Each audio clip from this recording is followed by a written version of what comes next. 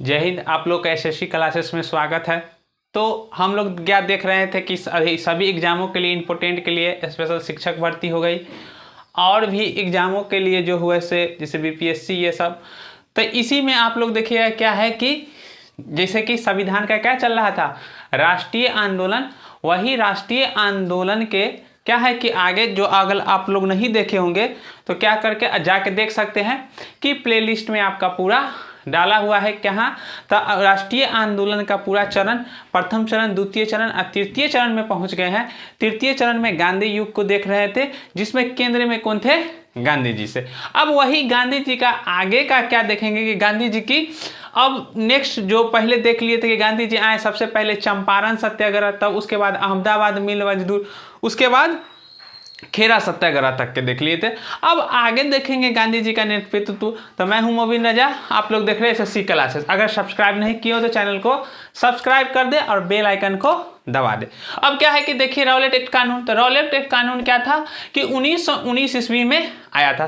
तो Rowlatt act कानून को क्या काला कानून की संज्ञा दी गई थी, जिसको कहा गया था बिना वकील, बिना अपील और बिना दलील के किसी को भी क्या संदेह के आधार पर गिरफ्तार किया जा सकता है। तो क्या था, रॉलेट एक्ट कानून आई थी कि जैसे कि क्या होता था कि जैसे ही 1914 से 18 ईस्वी तक के आप लोग देख लिए क्या है कि अनुच्छेद 1914 से 1918 ईस्वी तक के प्रथम विश्व युद्ध हुई। अब प्रथम विश्व युद्ध में क्या हुआ था कि इसमें जब गांधी जी 1915 ईस्वी में आए थे तो कहे क्या कि अन्याय के खिलाफ न्याय के लिए हम क्या है लड़ रहे हैं ये। तो वही इसका क्या कर दिए थे कि गांधी जी समर्थन किए थे इसमें।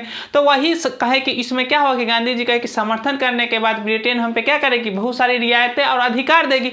लेकिन क्या होता है कि वही प्रथम विश्व युद्ध खत्म होता है और जैसे ही प्रथम विश्व युद्ध 1918 ईस्वी में खत्म होने के बाद क्या होता है, ब्रिटेन सरकार के द्वारा रॉलेट एक्ट कानून आ जाती। क्योंकि रॉलेट एक्ट कानून के आने के पीछे कारण था कि क्रांतिकारी क्या होते एक जोड़ पे चली हुई थी ऊपर पे, और जो भी गतिविधि उग्रवादी गतिविधि सब जो चल रहा था।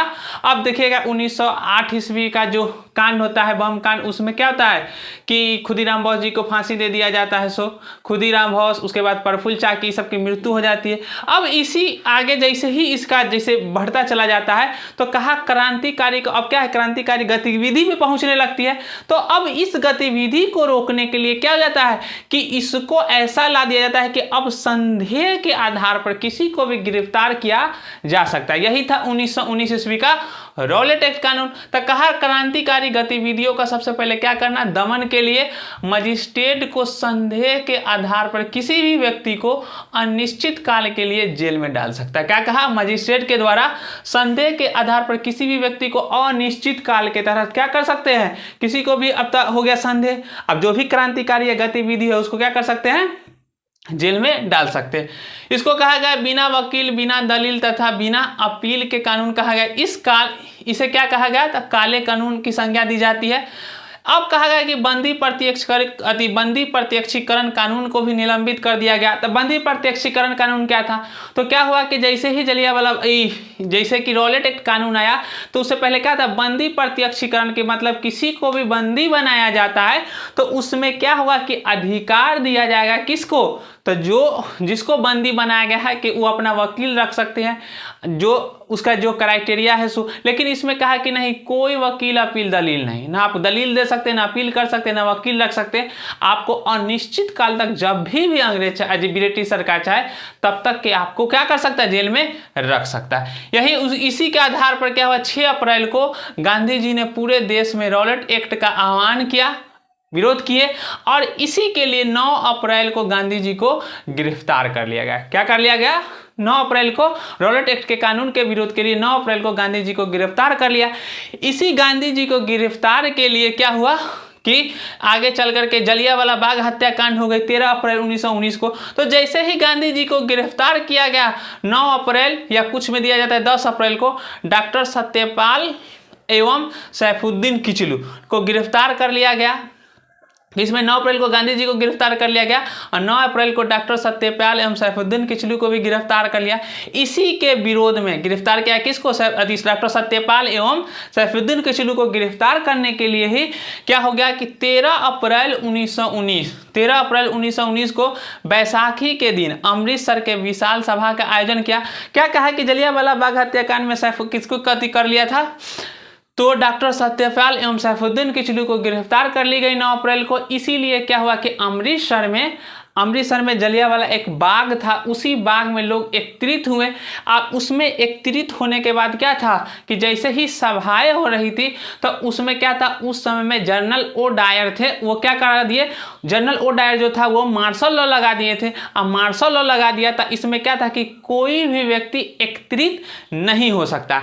लेकिन उस समय में क्या थे कि जब देखेंगे 13 अप्रैल 1919 के समय तो उतनी साक्षरता दर थी नहीं, न लोग को उतनी समझ थी कि मार्शल लॉ आखिर होता क्या है। सुतनी जैसे ही मार्शल लॉ लगा दिए, जैसे ही जनरल ओ डायर जब वहां पे पहुंचा या उसकी सूचना मिली तो देखा क्या है कि जनसभाएं हो रही है, तो वो क्या कहा कि हमारा क्या है, अवहेलना है अति क्या है मार्शल लॉ का। इसीलिए क्या किए कि अंधाधुंध, मतलब क्या है कि जैसे ही लोग उसमें एकत्रित थे क्या अमृतसर के जलियांवाला बाग में, वो आया डायरेक्ट आदेश दे दिया गोली चलाने का। अब क्या हो रहा है कि डायरेक्ट गोली जैसे चलाने का आदेश किया, लोग बैठे हुए हैं, एक बार एक गोली चलना चालू हो गया। अब जैसे ही गोली अब क्या हुआ, लोग के पूरा गोली लगना चालू, चारों तरफ से एकदम खून ही खून गिर रहा था, लोग भागना चालू किए।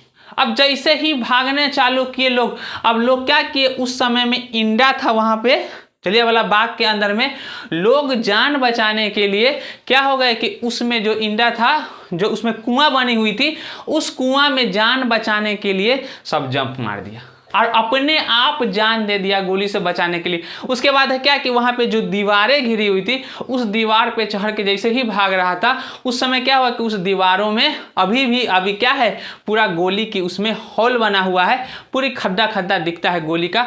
और उसमें कहा गया जलियांवाला बाग हत्याकांड में उसमें 379 व्यक्तियों की मृत्यु हो गई। क्या था ये, दो रिपोर्ट बैठा था ब्रिटेन को, एक आई थी इंडियन नेशनल कांग्रेस की, जिसमें ब्रिटेन की कमेटी जांच बैठी थी, हंटर कमेटी, तो उसमें कहा गया कि 379 व्यक्तियों की जान गई है। लेकिन जब कांग्रेस की कमेटी बैठी थी तो उस समय कहा गया था कि 1000 के प्लस व्यक्तियों को क्या हो गया, जान चली गई। यही था क्या है जलियांवाला बाग हत्याकांड, जिसको नरसंहार के नाम से कहा गया। सो अब यही है आगे, जैसे ही उसके बाद यहाँ पे क्या हो गया कि मरने वालों की संख्या 379 कह दी है, जिसमें ब्रिगेडियर जनरल रेनॉल्ड और एडवर्ड हेनरी द्वारा डायर की शांति बहाल करने के लिए आदेश दिया गया, जिनमें सार्वजनिक समारोह को प्रतिबंध था। क्या कहा कि सार्वजनिक सभा नहीं कर सकते। परिणाम यह हुआ कि जैसे जलियांवाला बाग हत्याकांड हुई तो रविन्द्रनाथ टैगोर क्या हुए, नाइटहुड की उपाधि त्याग दिए और गांधी जी द्वारा असहयोग आंदोलन 1920 में शुरू कर दिया गया। अब क्या कहा कि गांधी जी द्वारा यही क्या हुआ, गांधी जी असहयोग, मतलब कि अब आगे देखेंगे असहयोग आंदोलन, तो डायरेक्ट कहा ब्रिटेन का हम सहयोग नहीं करते हैं, हम पूरा बहिष्कार करते हैं। अब उसी समय कहा कि हम देशीय वस्तु को अपनाएंगे, बाहरी वस्तु को बहिष्कार कर, मतलब कि असहयोग, मतलब जो भी बाहरी या ब्रिटेन की वस्तु या ब्रिटेन के कर्मचारी है सब क्या करे, उसको सहयोग नहीं करे। अब यही हो गया कि समिति की गठन की गई, 2 समिति बना, इसमें इस समिति बना गया। तो इसमें समिति के गठन में एक था हंटर कमेटी, अक्टूबर 1919 ईस्वी में क्या हुआ, जांच करने के लिए बनाई गई। कौन सी कमेटी, तो हंटर कमेटी 1919 ईस्वी में। इसमें 2 था, कौन कौन, तो एक था, इसमें था एक बनाया गया था जिसके अध्यक्ष से लॉर्ड हंटर कमेटी थी। इसमें 5 अंग्रेज तथा 3 भारतीय थे, ये कमेटी बैठाएगी उसमें से हंटर कमेटी, जिसमें चमनलाल सीतलवार और जगत नारायण एवं शहबाजाद, इसमें था साहबजादा सुल्तान, और रिपोर्ट जनरल ओ डायर को मुक्त कर दिया। क्या कहा कि जैसे ही इसमें आया तो ये 3 लोग थे, कौन थे, 5 अंग्रेज तथा 3 भारतीय थे। तो ये 3 भारतीय कौन थे, इसमें तो चमनलाल सीतलवार, उसके बाद जगत नारायण और साहबजादा सुल्ताना। इसको जब ये रिपोर्ट पेश किया गया तो इस रिपोर्ट में हंटर आयोग में क्या कर दिया गया कि इसको जनरल ओ डायर को मुक्त कर दिया गया। कारण क्या था कि अमृतसर की तत्कालीन परिस्थितियों को मार्शल लॉ लागू था।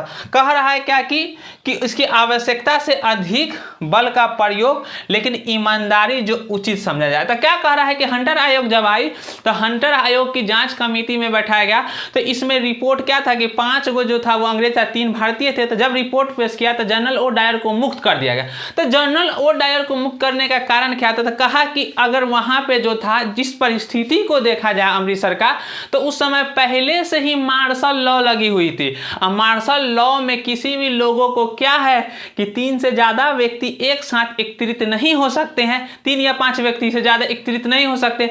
लेकिन यहाँ पे क्या है कि एक समूह एकत्रित थे, इसीलिए क्या कहा कि अपनी अवहेलना समझी और इसीलिए आदेश दिया। लेकिन क्या हुआ कि आवश्यक पहले क्या होता, पहले इस तरह से भी आदेश दिया जा सकता था कि हाँ सावधानी के लिए, लेकिन डायरेक्ट गोली फायर करके क्या हुआ कि ज़्यादा बल से ज़्यादा प्रयोग किया। तभी भी क्योंकि कहा गया ब्रिटिश के द्वारा कहा गया कि ये तो सिर्फ अपने ईमानदारी से क्या कर रहे थे, अपना पद निभा रहे थे, इसीलिए इसको बरी कर दी गई। किसमें? इसकी जांच कमेटी के द्वारा। उसके बाद कांग्रेस द्वारा बैठाया गया तहकीकात कमेटी, जिसमें इंडियन नेशनल कांग्रेस 1919 द्वारा गठित की गई। अध्यक्ष थे मदन मोहन मालवीय, सदस्य थे मोतीलाल नेहरू, CR दास, चितरंजन दास और अब्बास तैयब, MR जयकर और गांधी जी। ये थे इंडियन नेशनल कांग्रेस अपनी बत्ती। तो इसमें परिणाम निकला कि डायर की आलोचना की गई और अंग्रेज नहीं माना। गांधी जी द्वारा असहयोग आंदोलन प्रारंभ कर दी गई। उधम सिंह द्वारा अब क्या किया गया कि इसके अब जैसे ही इधर इंडियन नेशनल कांग्रेस अपनी जांच कमेटी बैठाए, तो इस जांच कमेटी में क्या हुआ कि ये नहीं माना। कौन? तो जो अंग्रेज था सो। अब जैसे ही अंग्रेज नहीं माना तो परिणाम क्या निकला कि गांधी जी द्वारा असहयोग आंदोलन को प्रारंभ कर दिया गया। आगे पढ़ेंगे असहयोग आंदोलन। अब इसी असहयोग आंदोलन के प्रारंभ में क्या हुआ कि जनरल ओ डायर को आगे उधम सिंह द्वारा जनरल ओ डायर की हत्या के बदला लिया गया। क्या किया कि बाद में जैसे ही इसको नहीं, उसके बाद जनरल ओ डायर क्या कर दिए कि इसको जनरल ओ डायर इसको क्या कर दिए कि उधम सिंह को गोली मार करके हत्या कर दी। बाद में बदला ले लिया जाता है। उसके बाद देखेंगे कि नोट, उसके बाद दीनबंधु और CF एंड्रूज ने क्या किया, जानबूझकर की गई हत्या का परिणाम दिया। यही था आपका क्या है कि पूरा रॉलेट एक्ट और 1919 परिणाम असहयोग आंदोलन तक के देख लिए। कि जो अब आप असहयोग आंदोलन आप पढ़ेंगे पूरा विस्तार से कि असहयोग आंदोलन है क्या, क्योंकि पहला जनव्यापक आंदोलन उभरेगा जो पूरा भारत का क्या होगा, पूरा भारत को गांधी जी की पहली इतनी जिसमें पूरे भारत के लोग एकत्रित हो जाएंगे इसमें विरोध में कि असहयोग आंदोलन में। तो इस असहयोग का चालू होने का पृष्ठभूमि या क्या है सो, तो अब क्या है कि जैसे ही देखिएगा कि असहयोग आंदोलन का प्रारंभ होने का क्या कारण था सो, तो प्रारंभ होने का पृष्ठभूमि अगर देख लेंगे तो यही पृष्ठभूमि दिखेगा क्या कि रॉलेट एक्ट कानून। क्या है कि रॉलेट एक्ट कानून 1919 ईस्वी में काला कानून जिसको कहा गया, बिना वकील, बिना अपील, बिना दलील। उसी के बाद क्या घटना घटित हो गई, हिंसा, जलियांवाला बाग हत्याकांड 13 अप्रैल 1919 ईस्वी। तो वही गांधी जी का आगे पूरा समर्थन देखते चलेंगे यहाँ तक के। तो गांधी क्या है कि पहले ही कह दिए थे, गांधी एक व्यक्ति नहीं, एक व्यक्तित्व है। गांधी की एक सोचने की तरीका है। गांधी के इसीलिए महात्मा कहा गया था कि इससे पहले कोई लीडर, मास लीडर नहीं था जो गांधी को क्या एकत्रित कर सके। तो गांधी जी को अब आगे चलेंगे तो पूरा देखेंगे। गांधी जी को क्या कहते हैं कि गांधी जी को जैसे ही कहते हैं लोग क्या है गालियां देते, गांधी जी क्या किए, क्या है, गांधी जी चरखा से आज़ादी दिला दिए, थोड़ी इसके लिए जान दिया गया। पूरा पढ़ाएंगे कि भगत सिंह दिए जान, सुभाष चंद्र बोस। तो अब भगत सिंह दिए, सुभाष चंद्र बोस दिए या चंद्रशेखर आजाद दिए, तो किसकी प्रेरणा से? तो प्रेरणा कहाँ है? गांधी जी। कहा कि गांधी जी चरखा से दिला दिए, गांधी के चरखा से ही।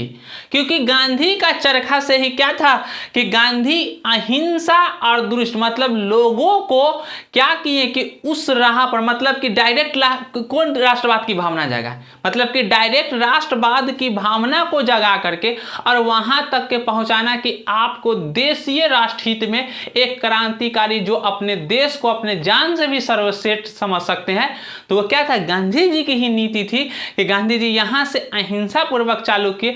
गांधी की पहले ही देखिए कि सोच है, जब गांधी की पूरी सोच को समझ जाए तब आप समझ पाइए कि गांधी व्यक्ति नहीं है, क्यों व्यक्तित्व, क्यों गांधी को राष्ट्रपिता, गांधी को एक दूरदृष्टिवादिता और महात्मा कहा गया है। तो गांधी जब पहले ही आए थे क्या कि देखे थे कि चंपारण, तो गांधी जी इससे पहले भी दक्षिण अफ्रीका गए, गांधी जी यहाँ आए तो दूसरा विरोध भी कर सकते, चंपारण से ही क्यों प्रारंभ किए।